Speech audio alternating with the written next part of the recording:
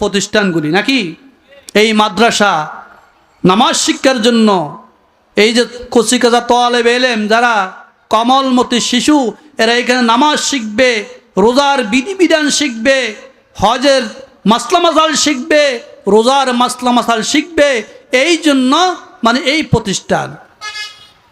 অত কিমাস সালাহ 2 নম্বর নামাজ প্রতিষ্ঠা করে, অত তিয়া যাকাত 3 জায়গায় যাকাত প্রদান করে, অত সুম রমজান রমজান মাসে রোজা রাখা, অত হিজ্জুল বাইতি ইন ইসতাতা সাবিলা যদি তোমার সক্ষম হয় সামর্থ্য থাকে বাইতুল্লাহতে হজ করা।